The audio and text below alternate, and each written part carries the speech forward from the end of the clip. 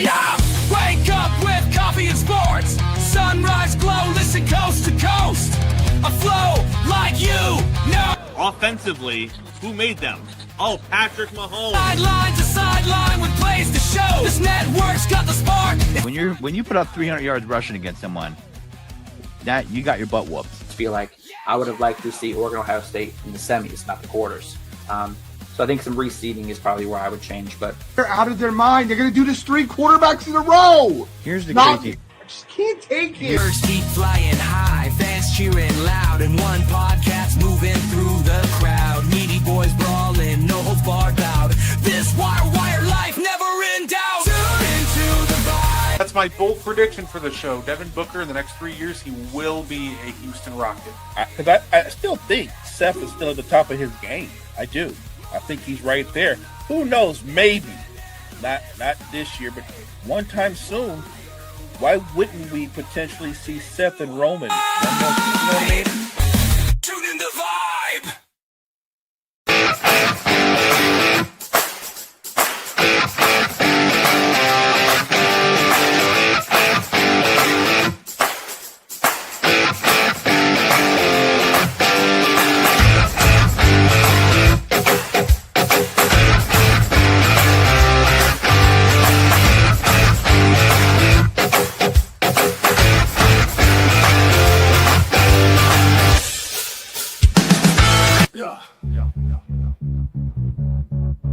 Gardley on the mic tonight. News coming in left and right. More better with the latest fight. Gene's got that insight sight. Champions rise and they fall. Wire to wire, got it all. Every movie, every brawl. Tune in for the curtain call. Wrestling talk all night long.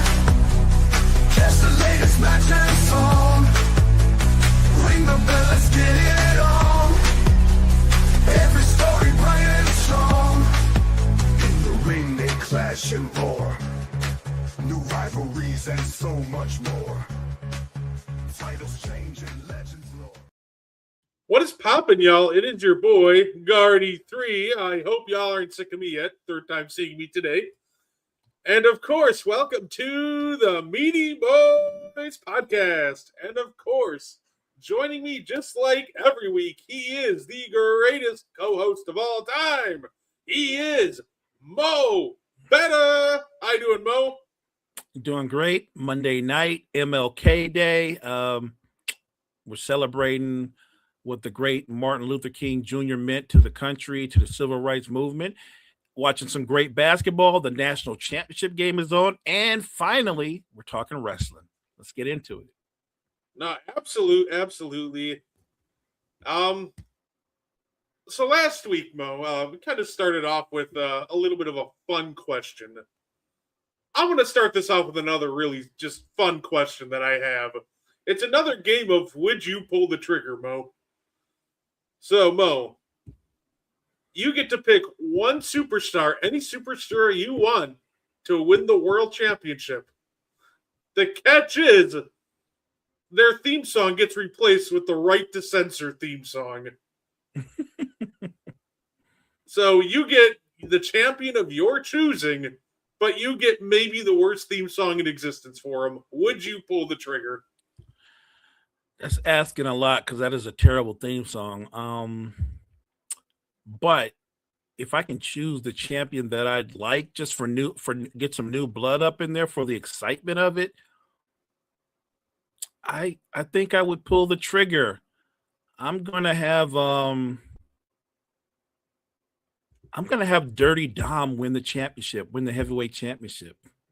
It's unfathomable that Dom would be the world heavyweight championship, but because it is, I think I would do it. I think I would do it. And I think Dom would have a fairly decent run. I mean, it wouldn't be forever or anything like that, but his whole gimmick about being able to win at any cost, I think that would extend him a couple of pay-per-views. So yeah, it's a horrible theme song, but if anybody can survive it, since he's booed all the time anyway, it's Dirty Dom. All right, you know what? That's fair enough. I had that thought. I'm like, man, I wonder if Mo would pull the trigger if the catch was that stupid theme song. It was notable for all the wrong reasons. So I suggest if you have never listened to it, don't. Just save your ears from that one. Appreciate that, TD and 3. Thank you. But say, while we hop right into the AEW side of things, last week they had their Total Carnage Dynamite TV special, which, by the way, I love the TV specials. I think it's a great way to give these regular shows a big feel. But I do want to ask, I got to ask you a question, Mo. One of the matches, which, by the way, great match. I don't want to knock their performance because I think they did terrific, was Darby Allin versus Pac. Darby has been feuding with the Death Riders ever since Bryan Danielson got retired. And that was like a year and a half ago. He was part of that closing angle at the formation of the Death Riders, and we're still going on with it. Is it just me, Mo? Like, I like the Death Ride. I do enjoy the Death Riders. I do enjoy Darby, but is it just me, or do they got to find some new blood to start picking on at some point? It's not just you. I think they squeezed all the juice out of this feud. I feel like the Death Riders can go pick on somebody else. Darby Allin, because of the talent that he is, can go find something else to do or somebody else to feud with. But they need to move off of this. This is overdoing, or what's the line? If doing too much was a storyline, this is definitely doing too much. It's time to move on. This storyline is dry. This feud is dry. As a wrestling fan, I don't want to see it anymore. No, I agree. Like, Darby Allin did defeat Pac, so I'm hoping that that's the end of it. I think it should have been the end of it when, he was wrestling, when he beat, he was fight, had that match with Jon Moxley. I thought that should have been the end of it, but we're still here. So let's just hope that Wednesday night they move on to other things. By the way, also throughout the show, if you're tuning in with us, we'll give you little updates on the national championship game. Right now, Indiana is up 3-0 over Miami. The other big event that happened, Mo, the main event, MJF versus Bandito. MJF dispatches a Bandito, shows him respect, and then beats him down after that. Brody King makes the save. It seems like they're teasing Brody King versus MJF. My question to you, Mo, is really simple. Do you think that's are you excited for a potential Brody King versus MJF match? Because I'm guessing Grand Slam Australia in a couple weeks. That's probably where it would happen. I'm a little excited for the matchup. I think it would be entertaining. Look, I think MJF is one of those performers that when he's on his A game, he can make any match into a great match. So whether you root for him or root against him, he's that kind of talent. He won't disappoint. So I do expect it to be an entertaining match. I'm excited for it. And I'm excited to see where this goes beyond that. No, fair enough. I completely agree. I think Brody King is such a great talent. And I'm excited. I think it's a perfect little mini filler feud for TV. And I'm debating, Mo, if I want to watch that episode of Collision in Australia. The problem is I think it starts stupid early in the morning. Oh, really? 2:30 or 3:30 because it is over in Australia. So I'm not sure if it's going to be pre-taped and airing at a normal time, but if they're airing it live, it's going to be stupid early in the morning. If they're airing it live, I will not be watching. Cuts the replay the next day. Don't even worry about it. And of course, I think the other biggest news with AEW right now is Powerhouse Hobbs. His contract is expired. It seems like he's making the jump over to WWE. Very, very strong, just athletic for his size. Would you be excited for a potential Powerhouse Hobbs run in the WWE? No, not because I'm not a fan of Powerhouse Hobbs, because I know how WWE works. They're gonna get him, and he's a name, and he's familiar. but where is he going to go? He's never going to be a threat to win the heavyweight championship, either one of them.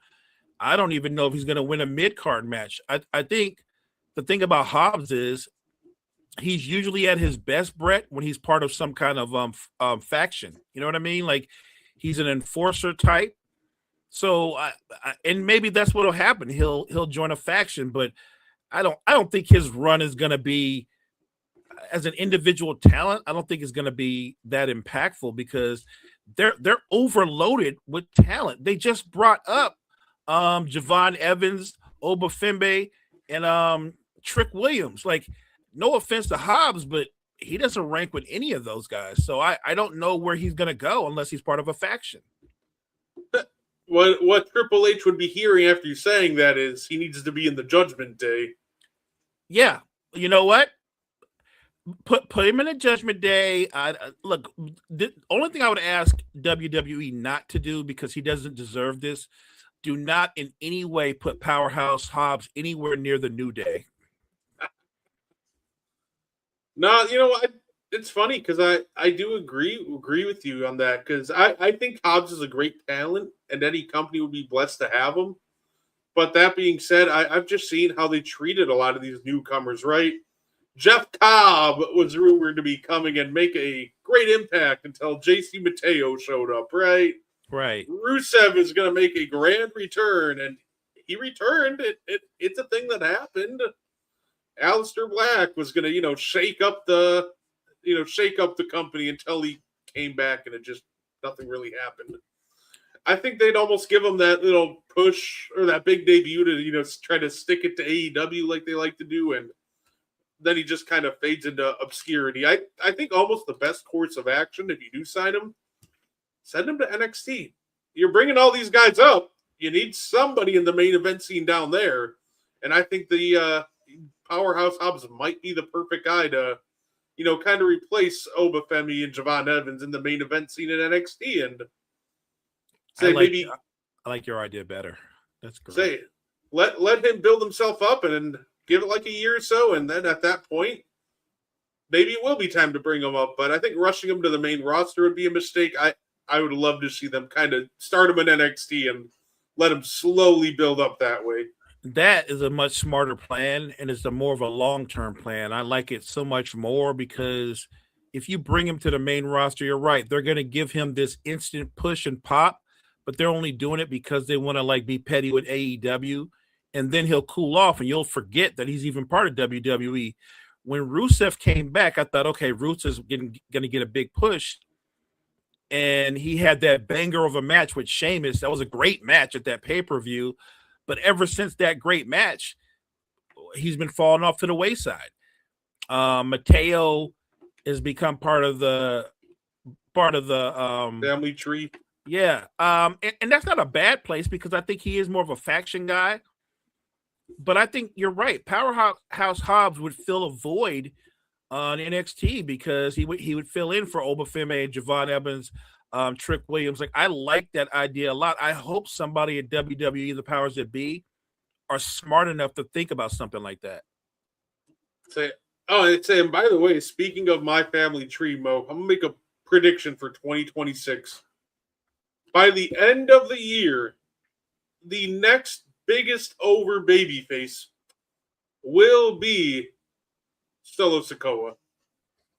Really? I genuinely cannot wait for them to turn a babyface. I think Solo Sikoa, just being himself, is genuinely so charismatic and so funny. I think he's almost like when he does get TV time and they don't try to force him to be like something he's not, which is this menacing heel. Like when they let Solo be Solo, he gets over so quickly and he's just so naturally funny. Like, I'm telling you, if they turn Solo babyface, I don't think he's going to be some, a future main event, WrestleMania main eventer, but they're going to have him in that mid-card scene, and I think he's going to get super over. I think he's going to get one of the bigger pops in the company towards the end of the year if they turn him babyface and let Solo be Solo. You know what? What I love about Solo is that when they freed him up and let him be more of himself, he's not only funny, Brett. Those impressions that he does of other wrestlers, they're so spot on. They're hilarious. I couldn't agree more. Maybe he's not going to be winning one of the bigger belts, but I think he could be dominant at the mid card. And I think you're right. As a face, I think he'd be a tremendous face. There's certain people that are meant to be faces, some are meant to be heels, and then you have those really special ones that can be elite on both ends of the table. I think Solo's a good heel. I think he'd be a great face on his own as a solo talent. So no pun intended. I hope they do it sooner than later because I just think I see where this storyline is going with right now with the Wyatt family. It's going to be entertaining, but it's the kind of feud that it's not one of those feuds that can last like a long time. It's too intense. There's too many bodies involved. I think it gets resolved soon, but I do think at some point Solo's going to strike out on his own, and I think he's going to be a great face. So I'm with you. Yeah, absolutely. It's as long, and if you want to keep him heel, I think he still can get Mega over in 2026. Just keep letting him be a sarcastic heel. He just runs into problem when they're just trying to force him to be the serious, almost like Roman Reigns heel, where he's deep and foreboding. Like, no, let him be a goofball. Right. I love what you just said there. I think initially that's what they tried to make him to be. They basically tried to make him be Roman Reigns Jr. And the truth of the matter is, Solo has more personality than Reigns. He doesn't have Reigns' charisma, but he has a lot more personality. He's actually better on the. It's funny because when he first started out, the man couldn't speak 3 or 4 words, but here we are now. He's better on the mic than Reigns is. I think letting Solo go and just letting him be his true self, he's gonna blow up. And you're right. I think he gets a pop as a heel or a face, but I think as a face, he'll become one of the most popular wrestlers in the whole company. Absolutely. Mo, we got to open up Monday Night Raw. We got some big news. As we learned last year, this will be the last year of AJ Styles' in-ring career. And we started out Monday Night Raw with a real simple challenge. Styles challenges Gunther for a match at the Royal Rumble. Gunther says only if you put your career on the line. So we're getting the first chance to retire AJ Styles at the Royal Rumble. It's Styles Gunther, career on the line. Mo, do you think WWE pulls off a stunner? Because my first instinct is no way you retire AJ Styles right now. WrestleMania is in like 3 months. But that being said, if you're WWE, do you pull off a stunner and retire AJ Styles at the Royal Rumble? My gut feeling is no. I think that Gunther can win the match and he can win the match by DQ. I think a lot of things can happen. Or AJ Styles could get some outside help because Lord knows there's no shortage of wrestlers that don't like Gunther.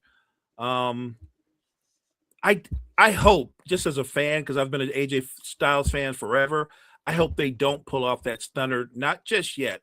I'd like to see AJ Styles at one more big pay-per-view. I'd like to see him at WrestleMania in some form, one way or another. If he's going to end his career, let it be on the biggest stage. So hopefully when that match takes place, either AJ Styles finds a way to win or it ends in a DQ, but I don't want his career to be over. I agree, and it's me being selfish. I need this to last a while longer, Mo, because you just brought up some fun new matchups for him, and I need to see him mix it up with, Trick. I need to see him mix it up again, with Carmelo. I need to see him mix it up with Ilya Dragunov. Like, there are matchups that I want to see this year before that man retires. So, my God, that is a great matchup you just named. Dragunov versus AJ Styles. That is a banger.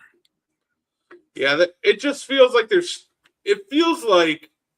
going to be very tempting because what other way to start off WrestleMania season with a bang like the retirement of AJ Styles? So I understand the temptation, but I think they got to hold off. Let AJ win this one because I feel like you're leaving a lot of meat on that bone if you just retire him at the Royal Rumble.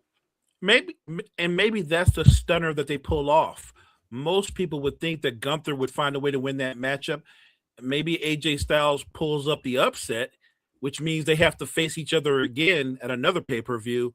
That storyline I can get with. Again, for my own selfish reasons, because I'm a huge AJ Styles fan, I need to see him match up with some of this new blood. I want to see him go up against Trick Williams, Dragunov, Mello, maybe even tag team again with Dragon Lee and go for the belts one more time. Why not? Because they're a good tag team. He's done too much for his career to end at the Royal Rumble. No, absolutely. I'd still think it'd be cool too if he had a match on TNA before he retired. You got the partnership going. Let him get one more over there, just for good measure. I need his last match to be a good one, not that disaster class against, I think it was Magnus back in 2014. Oof. And they love him over there in TNA. I could get down with that if you do. Maybe you do a match with say like Leon Slater. Slater and what's the big guy's name? A triple threat match. Leon Slater and Moose. So yeah, there's just so many matchups I want to see before he hangs it up. So it's very tempting, but I hope they don't do it. And to kick off the night too, Mo, we had a heel turn at Becky versus Maxine for the IC Women's title. Natty said, "I'll be in your corner." I'll be in your corner, Maxine. To which I immediately go, Maxine, she's gonna kick your back, and I've seen this one before. To which Natty proceeds to kick Maxine's back and then costs her the match.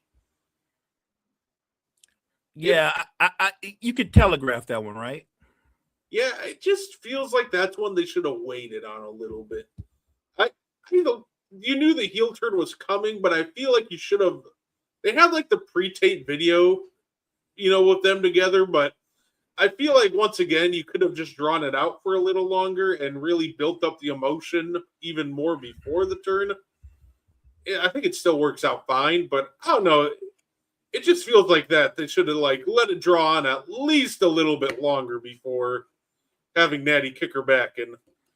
I agree. I don't have a problem with the storyline, but I think you're right. I think they rushed it. I think they could have drawn it out a lot bit more, made it more compelling. This feels a little bit rushed. But I guess that's why they pay the guys in creative the big bucks, because they can take the storyline that they've started and they can enhance it or improve upon it. So we'll see. No, absolutely. We had a Punk versus Finn Balor in the main event.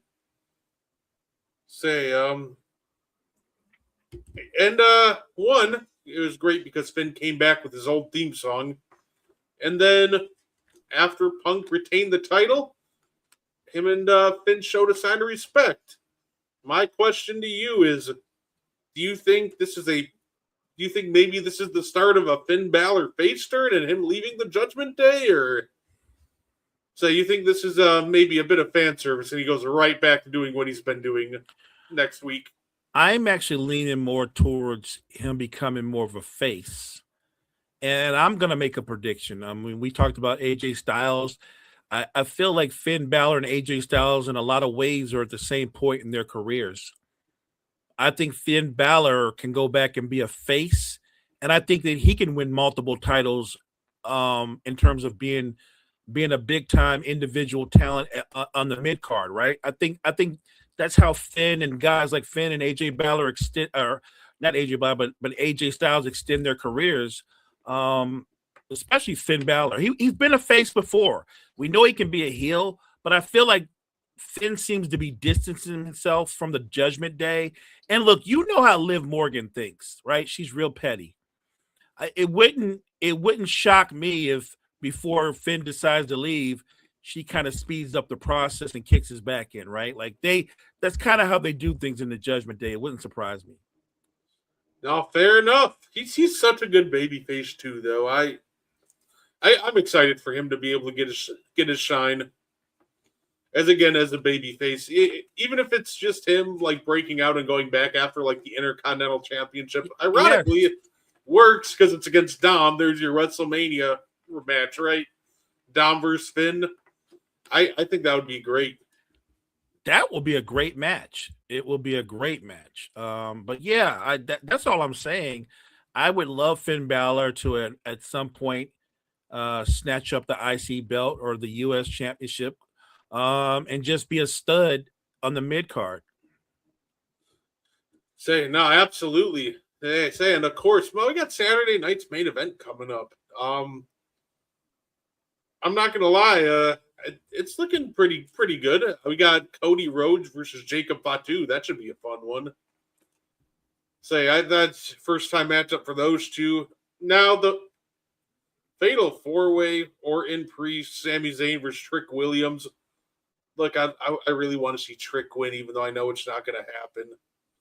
And then, of course, we got Rhea and Io versus Liv Morgan and Roxanne Perez. Which of those matches do you think will end up being the best one? I think the tag team match is going to be better. I think Jacob Fatu and Cody could be a banger. And because Cody is no longer the champion, I think all the cards are on the table. Like, it shouldn't surprise anybody if Jacob Fatu won. Just like it shouldn't surprise anybody if Cody won. I think that could go either way. But I do think that the tag team matchup, you know how this goes. If they were wrestling as individual talents, it's hard to believe anybody's going to take out Rhea. But in a tag team matchup where it's not always about who's stronger or more powerful, but maybe who's more clever, I'm going to give the edge to Liv and Roxanne. Oh, that. Hey, I would enjoy a Liv and Roxanne tag title run. I think that'd be a lot of fun. Yeah, I could see that going either way. I'm gonna lean the title stays with Rhea and Io for a little bit, but honestly, that one I could see him going either way with it. Like I said, Fatal 4-Way. Look, I think obviously they're teasing it's going to be Randy Orton, but man, how much I would love to see someone like Trick upset everybody and go face Drew McIntyre at the Royal Rumble. You know what? Triple H and Creative, they're not that bold. That would be a bold swing, and be unexpected. I'd love for them to do something unexpected, but they pretty much go by the numbers. I think Trick will have a good showing, but he won't win. No, that's fair enough. That's fair enough. At the end of the day,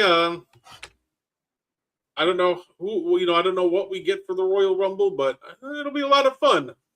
Randy versus Drew would be great. I would love to see it. That's a matchup that I would enjoy. That would be a really physical banger of a matchup. Two super powerful guys with strong finishers that can come out of nowhere. Sign me up for that matchup. Now, I do got to ask, Mo, are you a fan of the newest international sensation, Kit Wilson? He got a new theme song. He's getting over really quickly. Everybody loves singing and dancing with the new theme. What do you think about Kit? Do you think this is maybe a future Intercontinental or U.S. champion, or you think this is just a phase? No, I think it's a legit push, a legit movement, and it seems to be building momentum. I don't think it's a phase. I think what Kip Wilson is doing right now is he's setting a standard. I think he's eventually going to go for one of the belts, and it wouldn't shock me at all if he won it. And it's funny, right? Because the new theme song, again, if it's a catchy song, you almost overlook if it's corny. I think his song is really catchy. I'm kind of digging it. Like I said, I don't know why I like the Joe Hendry theme song. It's nothing special, but yet something about it, maybe because it fits him so perfectly, it just works. I loved it on SmackDown when he came out to his theme song, attacked Matt Cardona, and then continued with his entrance like nothing happened. That was absolutely terrific. So, look, I'm all in on Kit Wilson. He's just stupid entertaining. Agreed.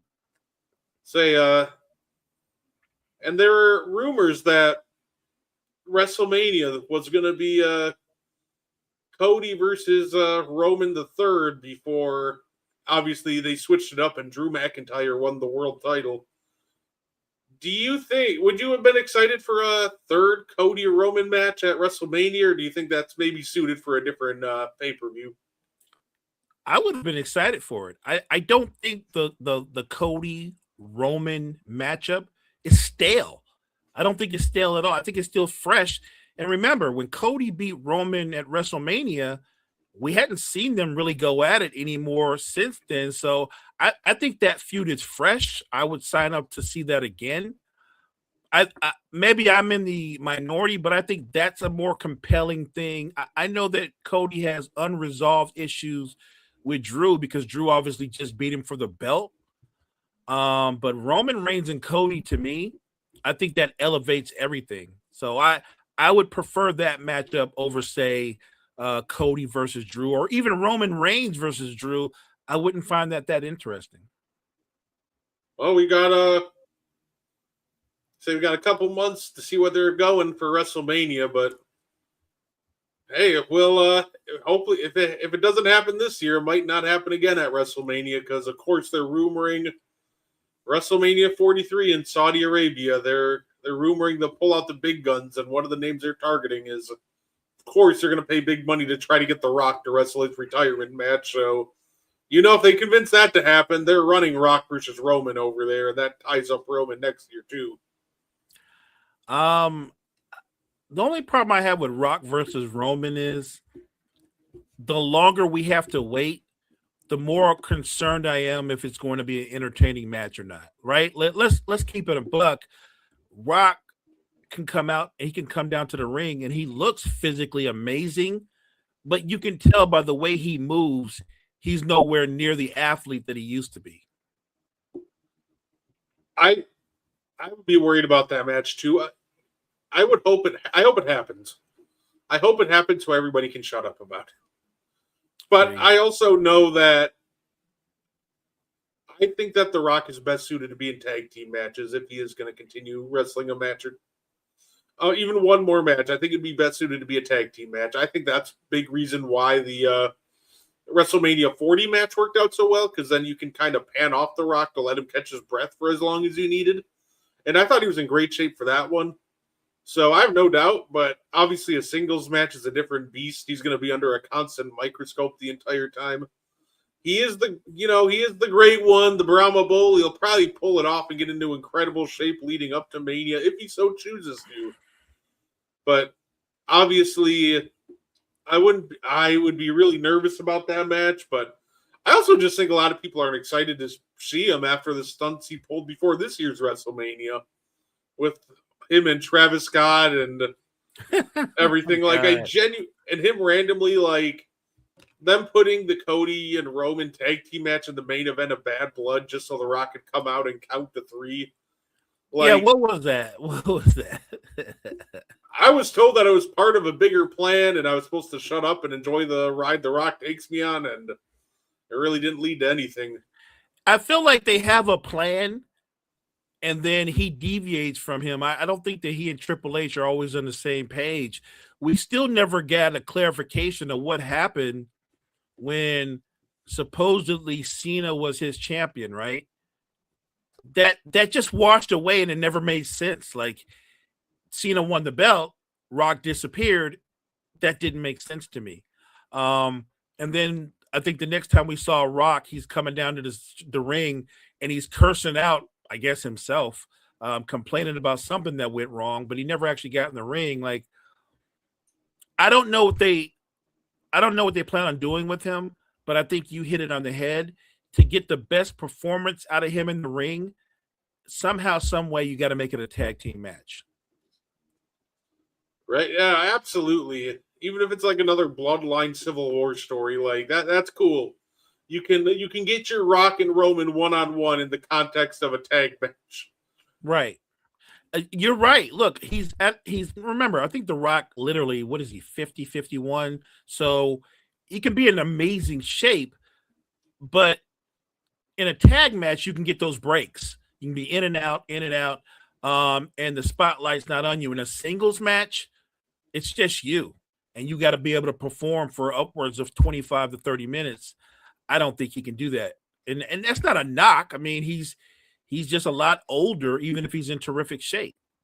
And he's not as explosive as he once was. So he's got to do things a little bit more methodically. So I would rather see them drum up another bloodline feud. It's not like there's a shortage of bloodline members. And maybe it's him versus Roman, and his tag team partner is, I don't know, Jacob Fatu or whoever. I'd watch it. I'd enjoy it. No, absolutely. So I guess before we get up on out of here, Mo, I got one more question just to end on a fun note. It's something I thought of during the show.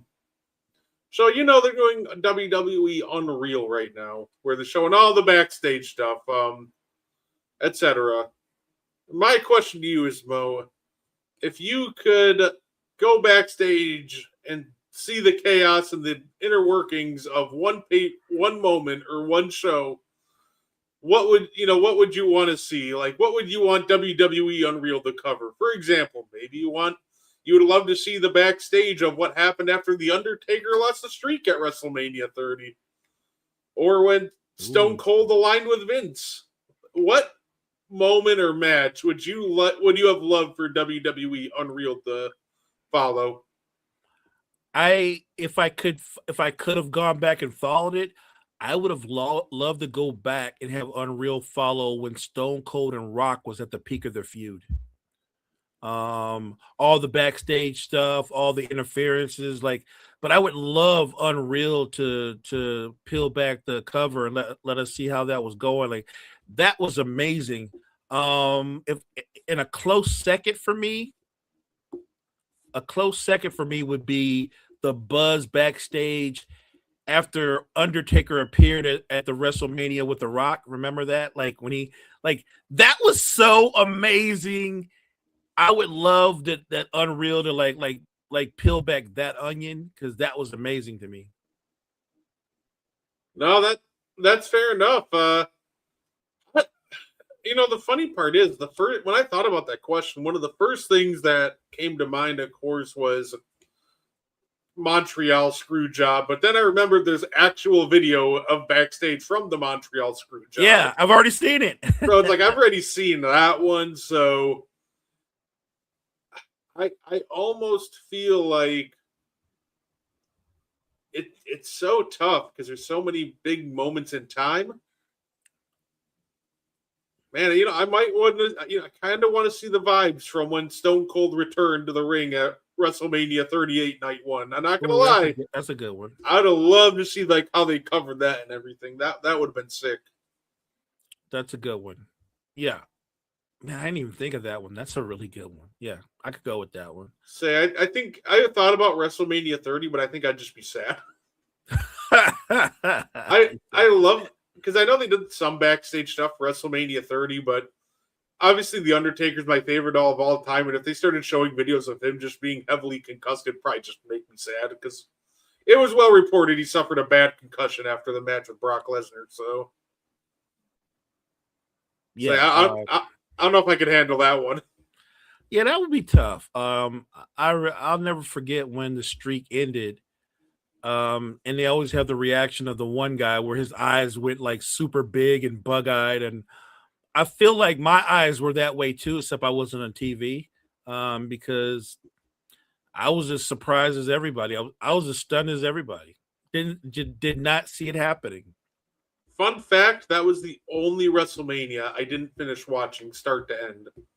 Oh, really? Because I was so upset that The Undertaker lost, I just went to bed. I didn't even finish watching Daniel Bryan stuff. I'm like, man, I don't care. He's going to win anyway. I don't care. They messed up. I'm going to bed. I was just raging in my room for the rest of the night. I was so upset when Taker lost. I'll be the first to admit it. I watched it all, but I'm not going to lie. I was salty the rest of the way through. I felt like because he lost, it took the air out of the rest of the show.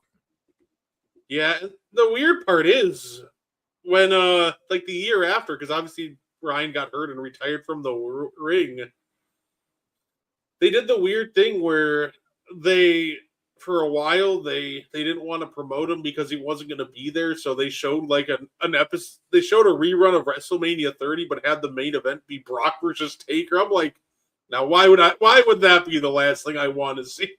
Right. I didn't want to see that once. Agreed. But yeah, Mo, that's all I had for us today. Anything you want to add before we get up on out of here? Thank you, chat, so much for joining us on this special MLK Day. Hope you guys enjoy the rest of the holiday. Hope you guys enjoy the national championship game. And make sure you check out Meaty Boyz next Monday night. Make sure you check out And1. Are we doing a show Thursday? Oh, yeah. So check out And1, 9 o'clock, 9 p.m. We appreciate you guys. Make sure you check out all the great content, matter of fact, guys, because we have so many awesome shows on Wire to Wire. We appreciate you. And your national championship update, by the way, Indiana is currently up 10-0 now on Miami. So it looks like, but Miami is marching. They currently have the ball at the 43-yard line, but it is 4th and 2. So make sure you check out that game after this. We do thank you for tuning in, and we hope you enjoy the rest of your night.